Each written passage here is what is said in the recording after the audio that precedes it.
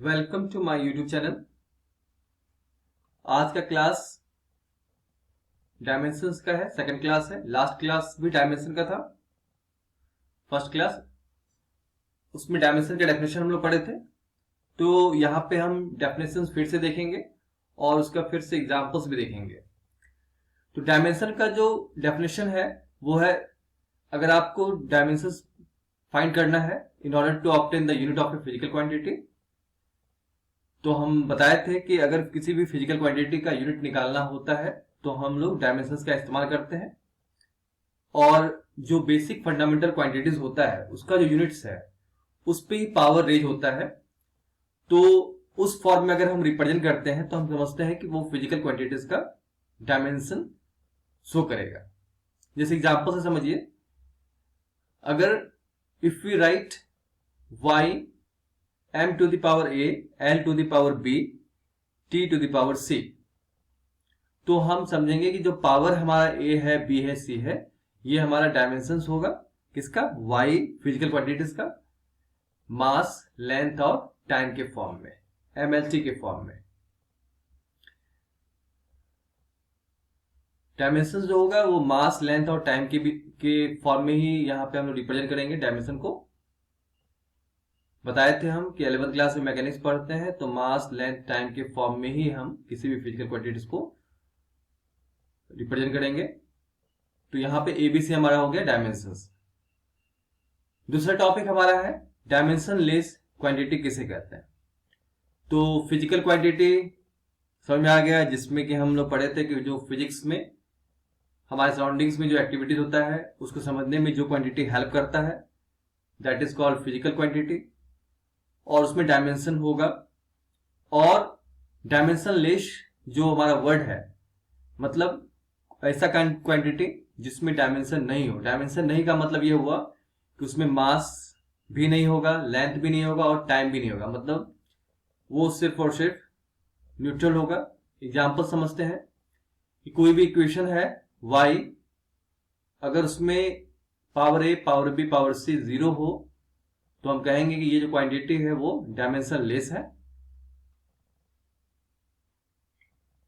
Example करें अगर हम, तो angle, gravity, numbers such as 9 हो गया, 1/4 हो गया, साइन अल्फा हो गया या पाई हो गया, ये सब जो है डायमेंशन लेस है।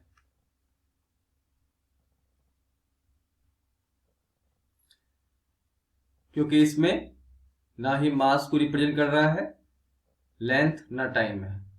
तीनों रिप्रेजेंट का सेंस यहां पे ये हुआ कि कोई भी मास, लेंथ और टाइम में से कोई भी यहां पे प्रेजेंट नहीं है, उसका पावर में नहीं है वो। तो ये सारे क्वांटिटी मतलब नंबर जो होते हैं वो डायमेंशन लेस होते हैं। एंगल भी डायमेंशन लेस होंगे क्योंकि उसमें सेम ही क्वांटिटी की बात होती है। जैसे कि एंगल का फॉर्मूला होता है theta equal to L upon R. L हो गया arc of the circle, R हो गया रेडियस। आर्क भी मीटर में मेजरमेंट होता है और रेडियस भी मेजरमेंट होता है मीटर में। तो दोनों सेम है, कट गया, कैंसिल हो गया वो। इस तरह से हमारे पास ये सब जो है डायमेंशन लेस हो गया, डायमेंशन लेस क्वांटिटी हो गया। अब हम लोग आज का जो है टॉपिक में फिर डायमेंशनल इक्वेशन की बात करेंगे।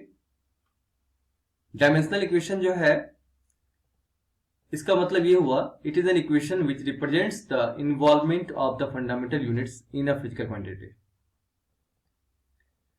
तो डायमेंशनल इक्वेशन में आप समझेंगे, जैसे कि यहाँ पे फॉर्मूला लिख रहे हैं फोर्स इक्वल टू mlt-2, मतलब फोर्स एक फिजिकल क्वांटिटी है, उसका हम डायमेंशनल फॉर्म में लिख दिए हैं mlt-2। और इस डायमेंशन फॉर्म में लिखना मतलब कि मास, लेंथ, टाइम के रूप में लिखना किसी भी फिजिकल क्वांटिटीज को और इक्वल टू का साइन लगा देना, तो वो हमारा कहलाएगा डायमेंशनल इक्वेशन। 9th क्लास में हम लोग 3 इक्वेशंस पढ़ चुके हैं, 3 इक्वेशंस।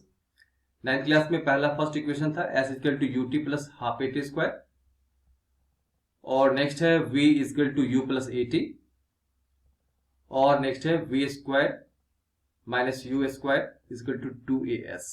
ये सब हमारा जो है फिजिकल इक्वेशन है, फिजिक्स का इक्वेशन है। तो इसको हम लोग यहाँ पे भी समझ रहे हैं कि डायमेंशंस में अगर किसी फिजिकल क्वांटिटी को लिख रहे हैं तो हम लोग कहेंगे वो डायमेंशनल इक्वेशन है। डायमेंशनल इक्वेशन का क्या क्या यूजेस होता है, ये हमारा नेक्स्ट टॉपिक है। इसमें फर्स्ट आपको लर्न करना है कि अगर किसी सिस्टम में, जैसा कि हम कल लास्ट क्लास में पढ़े थे, 4 सिस्टम्स होता है मेजरमेंट के लिए, तो किसी वन सिस्टम से दूसरे सिस्टम में चेंज करना चाहते हैं, जैसे कि हम बोलते हैं कि 1 किलोमीटर में कितना मीटर, तो 1000 मीटर। तो वो जो चेंजिंग हुआ, ये तो 1 किलोमीटर हुआ, जैसे कि हम बोलेंगे कि 1 मीटर में कितना सेंटीमीटर, तो बोलते हैं 1 मीटर में होता है 100 सेंटीमीटर। तो मीटर एसआई सिस्टम हो गया और सेंटीमीटर हो गया सीजीएस सिस्टम। तो ये जो दो अलग अलग सिस्टम है उसमें चेंज करने की बात जब होगी तो ये फॉर्मूला लगता है N1U1 = N2U2। N1U1 का मतलब हुआ कि एक सिस्टम, और N2U2 का मतलब हुआ सेकेंड सिस्टम। इसमें कुछ वैल्यू याद रखना पड़ता है, 1 मीटर में 100 सेंटीमीटर होता है। तो आगे हम लोग नेक्स्ट क्लास में फिर देखेंगे इसको। फिर जो है डायमेंशनल इक्वेशन का इस्तेमाल होता है कि फिजिक्स में जो इक्वेशंस होगा उसका एक्यूरेसी कैसा है, एक्यूरेसी लेवल चेक करने के लिए होता है। This is based on the principal of homogeneity in a physical equation, every term should have the same dimensions. तो डायमेंशनल इक्वेशन का जो यूज होता है वो होता है एक्यूरेसी चेक करने के लिए इक्वेशन का। तो वो किस बेस्ड पे चेक करता है, तो उसका जो कॉन्सेप्ट है वो है on the principal of homogeneity, मतलब लेफ्ट साइड और राइट साइड में दोनों में वो चेक करता है कि एवरी टर्म जो है वो सेम डायमेंशन रखेगा। उसको एग्जांपल हम समझ लेते हैं। जैसे कि यहाँ पे हमने लिया है 9th क्लास का एक इक्वेशन जो 9th में पढ़े थे हम मोशन चैप्टर में, S = UT + ½ AT²। इसमें देखिए यहाँ पे लेफ्ट साइड में वन टर्म है S जो कि रिप्रेजेंट कर रहा है डिस्टेंस को। तो डिस्टेंस का यूनिट हो गया मीटर, मतलब डायमेंशन हो गया लेंथ। तो लेफ्ट साइड का डायमेंशन क्या हो गया, लेंथ L हो गया है, जिसका कि हम यहाँ पे यूनिट लिख दिए मीटर। राइट साइड में दो टर्म है, UT एक टर्म हो गया और नेक्स्ट टर्म हो गया हमारा ½ AT²। तो फर्स्ट टर्म UT है, तो U का मतलब हो गया इनिशियल स्पीड और T का मतलब हो गया टाइम। और जब हम UT को मल्टीप्लाई करेंगे स्पीड इनटू टाइम तो वो सॉल्व होकर के डिस्टेंस आएगा, क्योंकि स्पीड का फॉर्मूला होता है distance upon time, time time cancel, तो डिस्टेंस आ गया और डिस्टेंस का यूनिट होता है मीटर। तो इस टर्म का भी यूनिट क्या हो गया, मीटर। ठीक है। सेकेंड टर्म है ½ AT²। ½ AT², हाफ तो डायमेंशन लेस होता है जो कि ये नंबर है, अभी जस्ट ऊपर पढ़े हम लोग। तो हाफ है तो इसका डायमेंशन नहीं होता है, छोड़ दिए इसको। एक्सीलरेशन है, एक्सीलरेशन का डायमेंशन होता है LT-2, हम लोग आगे सॉल्व करके देखेंगे इसका भी। और टाइम स्क्वायर है, तो हमने डायरेक्ट इसका लिख दिया एक्सीलरेशन का मीटर अपॉन सेकंड स्क्वायर होता है यूनिट, और टाइम स्क्वायर का second square. Second square cancel हो गया तो मीटर आ गया। तो हमने देखा कि जो राइट साइड में है ½ AT², उसका भी यूनिट मीटर हो गया। तो इस तरह से जो कॉन्सेप्ट है कि एक्यूरेसी चेक करना है, to check the accuracy of an equation, और प्रिंसिपल ऑफ होमोजेनिटी यहाँ वर्क करता है, उसी बेस पे हम लोग यहाँ पे चेक किए लेफ्ट साइड और राइट साइड को। तो हमने देखा कि सारे टर्म में मीटर मीटर आ रहा है, इसका मतलब ये जो इक्वेशन है एक्यूरेसी लेवल इसका परफेक्ट है और ये सही है। अब कुछ एग्जांपल्स देख लेते हैं। Write down the dimension of velocity. Dimension निकालना है, सबसे पहले उस फिजिकल क्वांटिटी का आपको फॉर्मूला आना चाहिए। तो वेलोसिटी = होता है formula displacement upon time. Dimension निकालने के लिए हम पिछले क्लास में बता चुके हैं कि जिसका डायमेंशन निकालते हैं उसमें हम लोग बिग ब्रैकेट लगाते हैं, जैसे यहाँ पे V का बिग ब्रैकेट लगा दिए, तो इसका मतलब ये हुआ कि हम डायमेंशन निकालना चाहते हैं वेलोसिटी का। तो बिग ब्रैकेट V = डिस्प्लेसमेंट का मतलब हो गया लेंथ, तो यहाँ पे हमने L लिख दिया डिस्प्लेसमेंट के लिए न्यूमरेटर में। टाइम का हो गया T, सॉल्व करेंगे तो इसका मतलब हो गया LT-1। तो वेलोसिटी का डायमेंशन हो गया LT-1। इस तरह से हम इसका डायमेंशन के बाद यूनिट भी लिख सकते हैं। तो यूनिट ऑफ वेलोसिटी हो गया हमारा L के लिए मीटर और T के लिए सेकंड, तो मीटर पर सेकंड, या LT-1 के रूप में लिखना है यूनिट को, तो लिखेंगे L मीटर, T-1 तो S-1 मीटर पर सेकंड। तो डायमेंशन निकालने से बेनिफिट होता है कि यूनिट भी हम निकाल सकते हैं। क्वेश्चन में बोला गया सिर्फ डायमेंशन निकालने के लिए, हमने ब्रैकेट में समझाने का प्रयास किया कि इससे आप यूनिट भी निकाल सकते हैं। Write down the dimension of acceleration. Next question हमारा एक्सीलरेशन का डायमेंशन निकालना है, तो फिर से वही फॉर्मूला जानना होगा। एक्सीलरेशन का फॉर्मूला क्या होता है, वेलोसिटी अपॉन टाइम।